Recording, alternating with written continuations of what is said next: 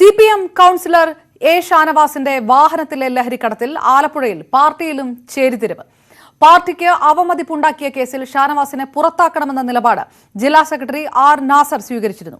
എന്നാൽ പാർട്ടിയുടെ മുഖം രക്ഷിക്കാനുള്ള നടപടി മാത്രം മതിയെന്ന് സജി ചെറിയാൻ അനുകൂല വിഭാഗം സെക്രട്ടേറിയറ്റിൽ നിലപാടെടുത്തു. ഇവർ അന്വേഷണ കമ്മീഷന്റെ ഭാഗമാണെന്നതും പ്രാദേശിക പാർട്ടി പ്രവർത്തകരിൽ കടുത്ത അതൃപ്തിയാണ് ഉണ്ടാക്കുന്നത്. കേസിൽ ഷാനവാസിനെതിരെ തെളിവില്ല എന്നാണ് മന്ത്രി സജി ചെറിയാന്റെ പ്രതികരണം. എന്നാൽ നേതൃത്വം സസ്പെൻഷനിൽ നടപടി ഒതുക്കിയതിൽ ജില്ലയിലെ സാധാരണ പ്രവർത്തകർക്ക് കടുത്ത അതൃപ്തിയുണ്ട്.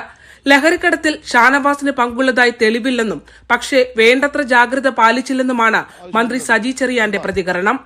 ഒരു ഏരിയ കമ്മിറ്റി മെമ്പർ പുലർത്തേണ്ട ജാഗ്രത പുലർത്തിയില്ല ഈ കാര്യത്തിൽ എന്നതുകൊണ്ടാണ് അന്വേഷണ വിധേയമായി സസ്പെൻഡ് ചെയ്ത് തീരുമാനിച്ചത്. അത്ര ഒരു നടപടി ഈ കേരളത്തിൽ ഒറ്റ പാർട്ടിക്ക് എടുക്കാൻ കഴിയും, അത് CPM മാത്രമാണ്.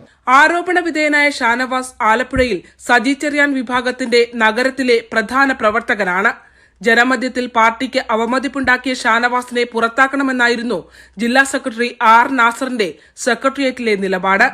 നിരന്തരം പാർട്ടിക്ക് തലവേദന സൃഷ്ടിക്കുന്നയാളെ ഇനിയും വെച്ചു പൊറിപ്പിക്കരുതെന്നും യോഗത്തിൽ ജില്ലാ സെക്രട്ടറി ആവശ്യപ്പെട്ടു. സജി ചെറിയാൻ നേരിട്ട് ഷാനവാസിനെ സംരക്ഷിക്കാൻ അഭിപ്രായം പറഞ്ഞില്ലെങ്കിലും സജിയെ അനുകൂലിക്കുന്ന സെക്രട്ടേറിയറ്റിലെ അംഗങ്ങൾ ഒന്നടങ്കം ജില്ലാ സെക്രട്ടറിയെ എതിർത്തു. നിലവിൽ പാർട്ടിയുടെ മുഖം രക്ഷിക്കുന്നതിനുള്ള നടപടി മാത്രം മതിയെന്നായിരുന്നു സജി ചെറിയാന്റെ PS Manu C Pulikkal, H Salam MLA, G Rajamma, KS Babujan, G Venugopal, A Mahendran എന്നിവരുടെ നിലപാട്. നഗരസഭാ സ്റ്റാൻഡിംഗ് കമ്മിറ്റി ചെയർമാൻ സ്ഥാനത്ത് നിന്ന് മാറ്റണമെന്ന നിലപാടും അംഗീകരിക്കപ്പെട്ടില്ല. ഇതോടെ നടപടി സസ്പെൻഷനിൽ ചുരുങ്ങി. അന്വേഷണ കമ്മീഷന്റെ റിപ്പോർട്ടിന്റെ അടിസ്ഥാനത്തിൽ മാത്രം തുടർ നടപടി മതിയെന്ന നിലപാടിൽ സെക്രട്ടേറിയറ്റ് അവസാനിപ്പിക്കുകയായിരുന്നു. പാർട്ടി നിയോഗിച്ച കമ്മീഷനിലുള്ള അംഗങ്ങളിൽ ഭൂരിഭാഗവും സെക്രട്ടേറിയറ്റിൽ ഷാനവാസിനെ പിന്തുണച്ചവരാണ്. അതുകൊണ്ട് തന്നെ കമ്മീഷൻ ഗുണം ചെയ്യില്ലെന്ന നിലപാടാണ് കീഴ്ഘടകങ്ങൾക്കുള്ളത്. വാഹനം വാങ്ങിയ വിവരം പാർട്ടിയെ ധരിപ്പിക്കാത്തതൊഴികെ മറ്റൊരു തെറ്റും ചെയ്തിട്ടില്ല എന്ന് ഷാനവാസ് പറഞ്ഞു. ഞാൻ ഒരു സ്വത്ത് വാങ്ങുമ്പോൾ അത് പാർട്ടിയെ അറിയിക്കേണ്ടതായിരുന്നു, അത് അറിയിച്ചില്ല എന്നുള്ളതാണ് ഒന്നാമതായി പാർട്ടി പറഞ്ഞ കുറ്റം. ജില്ലാ സെക്രട്ടേറിയറ്റ് തീരുമാനം കീഴ്ഘടകങ്ങളിൽ റിപ്പോർട്ട് ചെയ്യുമ്പോൾ വലിയ വിയോജിപ്പുണ്ടാകാനാണ് സാധ്യത. ന്യൂസ് 18 ആലപ്പുഴ. പ്രാദേശിക തർക്കങ്ങൾ രൂക്ഷമായ കുട്ടനാട്ടിൽ CPM-ൽ കൂട്ടരാജി.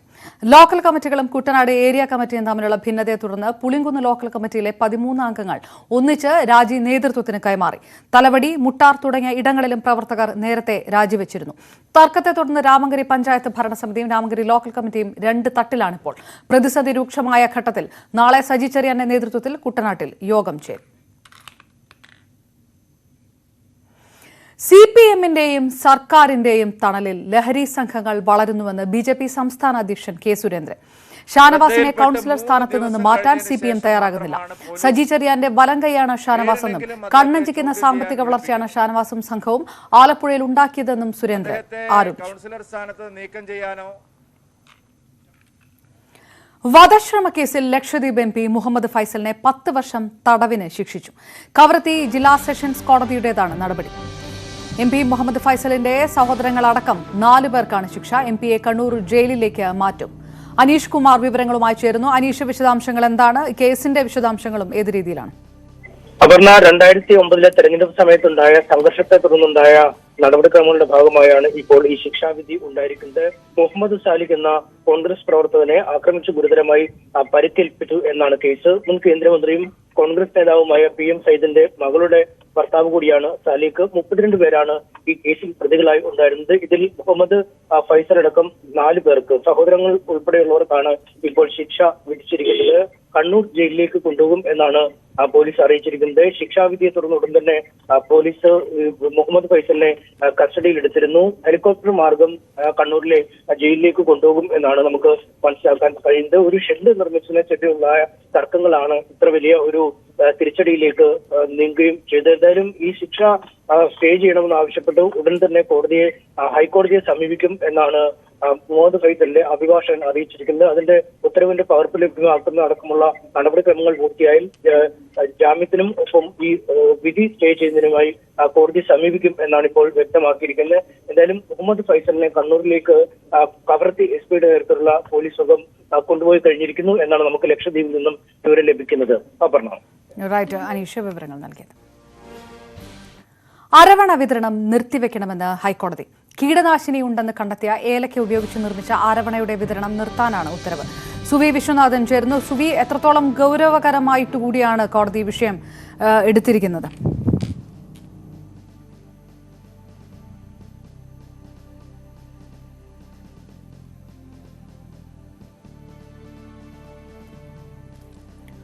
അരവണ വിതരണം നിർത്തിവെക്കണമെന്നാണ് ഹൈക്കോടതിയുടെ ഉത്തരവ് വന്നിരിക്കുന്നത്. അരവണയിൽ ഉപയോഗിച്ചിട്ടുള്ള ഏലക്കയിൽ കീടനാശിനി ഉണ്ടെന്ന് കണ്ടെത്തിയ സാഹചര്യത്തിൽ കൂടിയാണ് വിതരണം നിർത്തിവെക്കാനുള്ള ഉത്തരവ് വന്നിരിക്കുന്നത്. സുവി വിശ്വനാഥൻ ചേർന്ന്. സുവി, അത്യന്തം ഗൗരവകരമായിട്ടുള്ള ഒരു വിഷയം കൂടി, അത് ആ രീതിയിൽ എങ്ങനെയാണ് കോടതി പരാമർശിക്കുന്നത്?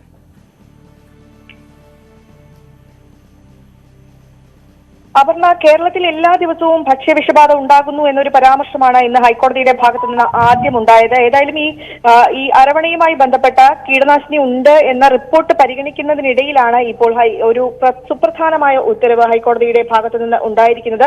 അരവണ വിതരണം നിർത്തിവെക്കണം എന്നാണ് ഹൈക്കോടതി പറഞ്ഞിരിക്കുന്നത്. അനിൽ കെ നരേന്ദ്രൻ അധ്യക്ഷനായ ഡിവിഷൻ ബെഞ്ചിന്റേതാണ് ഈ ഉത്തരവ്. ഈ സന്നിധാനത്തെ ഭക്ഷ്യ സുരക്ഷാ ഉദ്യോഗസ്ഥൻ ഇക്കാര്യം ഉറപ്പുവരുത്തണം. കീടനാശിനി ഉണ്ടെന്ന് കണ്ടെത്തിയ ഏലക്ക ഉപയോഗിച്ച് നിർമ്മിച്ച അരവണ വിതരണം നിർത്തിവെക്കാനാണ് ഉത്തരവിട്ടിരിക്കുന്നത്. പുതിയ അരവണ ഉണ്ടാക്കുമ്പോൾ കീടനാശിനി ഇല്ലാത്ത ഏലക്കയാണ് ഉപയോഗിക്കുന്നത് എന്ന് ഉറപ്പുവരുത്തുകയും വേണം. ഇത് ഉറപ്പുവരുത്തേണ്ടത് തിരുവനന്തപുരത്തെ സർക്കാർ ലാബിലാണ്. അവിടെയാണ് അത് പരിശോധിച്ച് ഉറപ്പുവരുത്തേണ്ടത് എന്നും ഹൈക്കോടതി ഉത്തരവിട്ടിരിക്കുന്നു. ഏതായാലും വളരെ ഗൗരവമായ രീതിയിൽ തന്നെ ഭക്ഷ്യ വിതരണവുമായി ബന്ധപ്പെട്ട അരവണയിൽ കീടനാശിനി കണ്ടെത്തിയ സംഭവത്തെ ഹൈക്കോടതി വളരെ ഗൗരവത്തോടു കൂടി തന്നെയാണ് എടുത്തിരിക്കുന്നത്. ആ വിഷയത്തിൽ ഹൈക്കോടതിയുടെ ഭാഗത്തു നിന്ന് ശക്തമായ ഒരു ഇടപെടലാണ് ഉണ്ടായിരിക്കുന്നത്. ഏതായാലും നിലവിലെ അരവണ വിതരണം നിർത്തിവെക്കാനാണ് ഹൈക്കോടതിയുടെ ഭാഗത്തു നിന്ന് ഉണ്ടായിരിക്കുന്നത്. ഏതായാലും നമുക്കറിയാം, മകരവിളക്ക് ഉൾപ്പെടെ നടക്കുന്ന ഒരു സാഹചര്യമാണ്.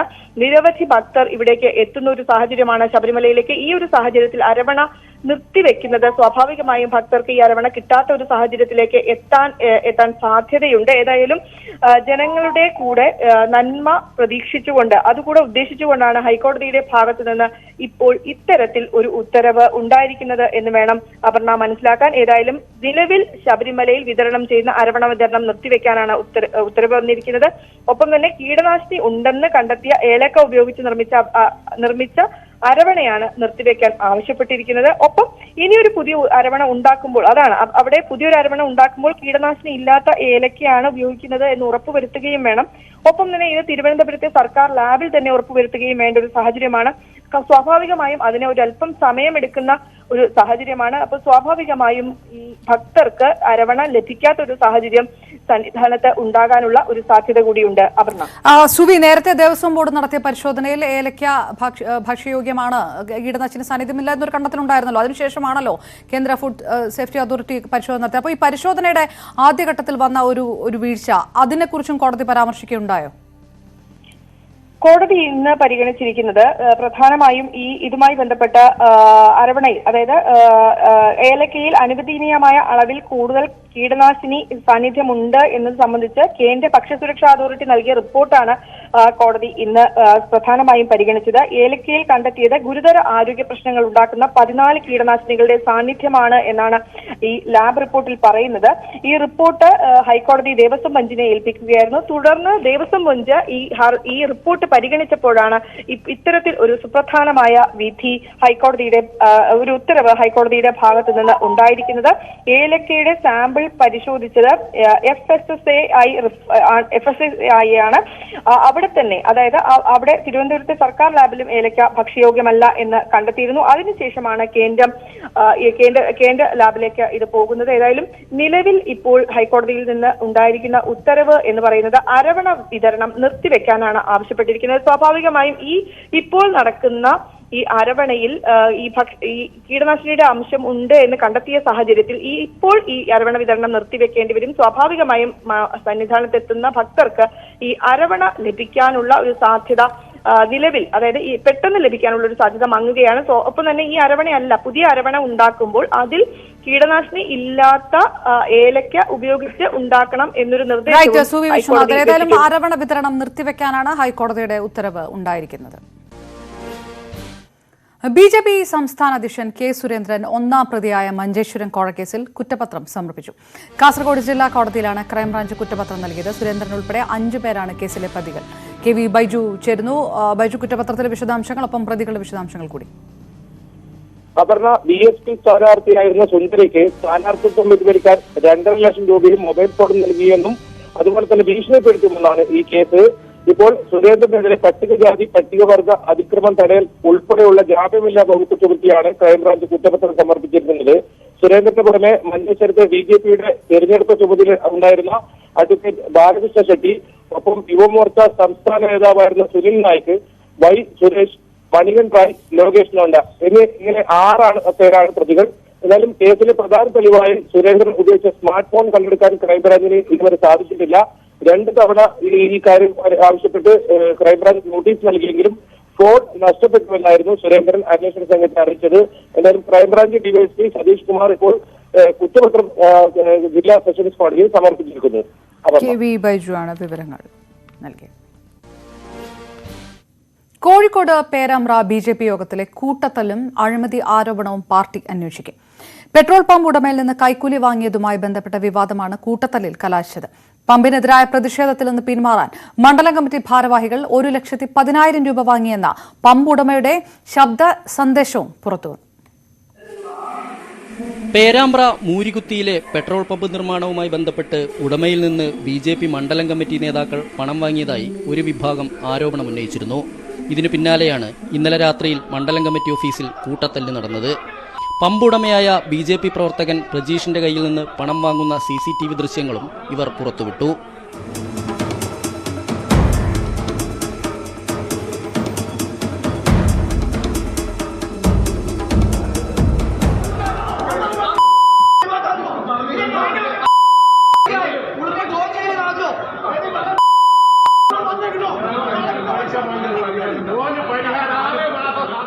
പേരാമ്പ്ര ആര്യ ടൂറിസ്റ്റ് ഹോമിൽ ചേർന്ന യോഗത്തിൽ BJP നിയോജക മണ്ഡലം പ്രസിഡന്റ് രജീഷിനുൾപ്പെടെ മർദ്ദനമേറ്റു. ജില്ലാ ജനറൽ സെക്രട്ടറി മോഹനൻ അടക്കമുള്ളവർ യോഗത്തിനെത്തിയിരുന്നു. BJP മണ്ഡലം പ്രസിഡന്റ് രജീഷ്, ശ്രീജിത്ത്, രാഘവൻ എന്നിവർ പണം വാങ്ങിയെന്ന പെട്രോൾ പമ്പുടമ പ്രജീഷിന്റെ ശബ്ദ സന്ദേശവും പുറത്തു വന്നിട്ടുണ്ട്. അത് ആർക്കും പാർട്ടിന്റെ ചുമതലപ്പെട്ട ആൾക്കാർ, ഉത്തരവാദിത്തപ്പെട്ട ആൾക്കാർ ഉണ്ടെങ്കിൽ ആരെങ്കിലും വന്നിട്ട് എൻ്റെ പമ്പിലെ ക്യാമറ ചെക്ക് ചെയ്ത് കഴിഞ്ഞാൽ രജീഷ് ശ്രീജിത്ത് പൈസയായിട്ട് ഇറങ്ങിപ്പോകുന്നത് ക്യാമറേൻ്റെ അത് കറക്റ്റ് ഉണ്ട്. അതിനുശേഷമാണ് PK കൃഷ്ണദാസിന്റെ പേരാമ്പ്ര പരിപാടി എൻ്റെ റെസീറ്റ് ഇല്ലാണ്ട് 25,000 ഇപ്പോൾ വീണ്ടും വന്ന് വാങ്ങുന്നത്. 25,000 രൂപ പ്രജീഷിൽ നിന്ന് കൈപ്പറ്റിയതിന് രസീത് നൽകിയതായി BJP ജില്ലാ president advocate VK Sajeevan. Social മീഡിയയിൽ കണ്ട അറിവിന്റെ അടിസ്ഥാനത്തിൽ പേരാമ്പ്ര മണ്ഡലം കമ്മിറ്റിയായിട്ട് റിപ്പോർട്ട് തേടി അവര് തന്നിട്ടുള്ള കൃത്യമായിട്ടുള്ള റിപ്പോർട്ടാണ് ഞാനിപ്പോൾ അവതരിപ്പിച്ചത്. ബാക്കി നടക്കുന്ന അഭ്യൂഹങ്ങളെ സംബന്ധിച്ച് പാർട്ടി അന്വേഷിച്ചാലല്ലേ മറുപടി പറയാൻ പറ്റും. പാർട്ടി അവരെ വിളിച്ചു വരുത്തും, അതിന് ബോഡി നിശ്ചയിച്ചിട്ടുണ്ട്. ഏത് ബോഡിയിലേക്ക് അവരെ വിളിച്ചു വരുത്തണമെന്ന് തീരുമാനിച്ചിട്ടുണ്ട്. കുറ്റക്കാർക്കെതിരെ നടപടിയുണ്ടാകുമെന്ന് BJP സംസ്ഥാന അധ്യക്ഷൻ K സുരേന്ദ്രൻ. അല്ല, എന്താണ് സംഭവിച്ചതെന്ന് നിങ്ങളെപ്പോലെ ഞാൻ തിരുവനന്തപുരത്താണ്, നിങ്ങളെപ്പോലെ വാർത്ത ഞാനും കണ്ടു. അത് ബന്ധപ്പെട്ട ഘടകങ്ങളുമായിട്ട് അന്വേഷിക്കുന്നുണ്ട്, പരിശോധിക്കുന്നുണ്ട്. ഒരു വാർത്തയും ശ്രദ്ധയിൽപ്പെട്ടാൽ പരിശോധിക്കപ്പെടാതെ പോവില്ല. സംഭവം BJP മണ്ഡലം കോർ കമ്മിറ്റി അന്വേഷിക്കും. ന്യൂസ് 18 കോഴിക്കോട്. മുഖ്യമന്ത്രിയാകാൻ തയ്യാറെന്ന ശശി തരൂരിന്റെ പ്രതികരണത്തിനെതിരെ കോൺഗ്രസ് ഹൈക്കമാൻഡ്. ലോക്സഭാ തെരഞ്ഞെടുപ്പിൽ മത്സരിക്കാനില്ലെന്ന കോൺഗ്രസ് MPമാരുടെ പ്രതികരണത്തിൽ കേന്ദ്ര നേതൃത്വത്തിന് അതൃപ്തിയുണ്ട്. അത്തരം കാര്യങ്ങൾ തീരുമാനിക്കേണ്ടത് പാർട്ടി നേതൃത്വമാണെന്ന് ACC general secretary Tariq Anwar മുന്നറിയിപ്പ് നൽകി. അടുത്ത ലോക്സഭാ തെരഞ്ഞെടുപ്പിൽ കോൺഗ്രസിന് ഏറ്റവും പ്രതീക്ഷയുള്ള സംസ്ഥാനങ്ങളിൽ ഒന്നാണ് കേരളം. ആ കേരളത്തിൽ നിന്നുള്ള MPമാരാണ് ലോക്സഭയിലേക്ക് തങ്ങൾ മത്സരിക്കാനില്ലെന്ന അസാധാരണ പ്രസ്താവനയുമായി നേതൃത്വത്തെ വിഷമസന്ധിയിലാക്കിയത്. കടുത്ത അതൃപ്തിയാണ് സംസ്ഥാന കേന്ദ്ര നേതൃത്വങ്ങൾക്ക് ഇക്കാര്യത്തിൽ ഉള്ളത്. ശശി തരൂരാകട്ടെ ഒരു പടി കൂടി കടന്ന് മുഖ്യമന്ത്രിയാകാനുള്ള ആഗ്രഹവും പ്രകടിപ്പിച്ചു കഴിഞ്ഞു. ഇത് കോൺഗ്രസിന്റെ രീതിയല്ലെന്നായിരുന്നു കേരളത്തിന് ചുമതലയുള്ള ACC ജനറൽ സെക്രട്ടറിയുടെ പ്രതികരണം.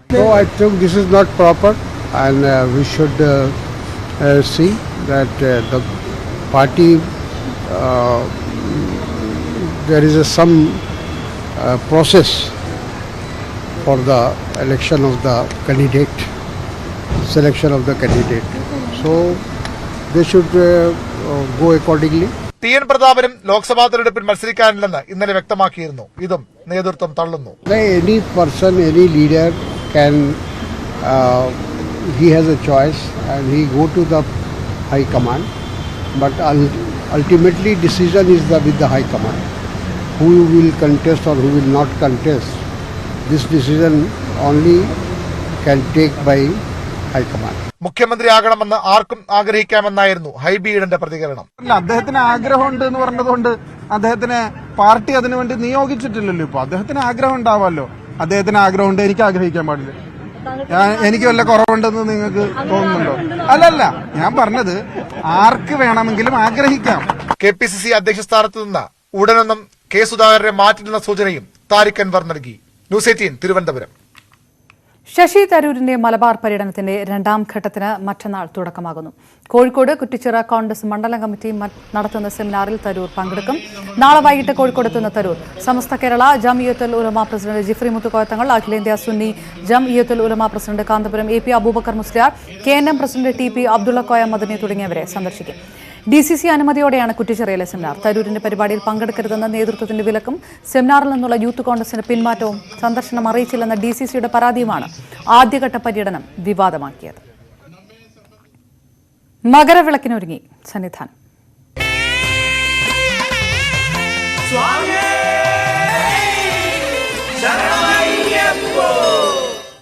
ഭക്തിസാന്ദ്രമായ ചരിത്രപ്രസിദ്ധമായ എരുമേലി പേട്ടതുള്ളൽ കൊച്ചമ്പലത്തിൽ നിന്ന് ആരംഭിച്ച അമ്പലപ്പുഴ സംഘത്തിന്റെ പേട്ടതുള്ളൽ പള്ളിയെ വലം വെച്ച് വല്യമ്പലത്തിലേക്ക് നീങ്ങി. 2 സംഘങ്ങളായ ആലങ്ങാട് സംഘത്തിന്റെ പേട്ടതുള്ളൽ നടക്കുകയാണ്. ഇപ്പോൾ G ശ്രീജിത്ത് ചേരുന്നു. ശ്രീജിത്ത്, ചടങ്ങുകൾ ഏത് ഘട്ടത്തിലെത്തിയിരിക്കുന്നു?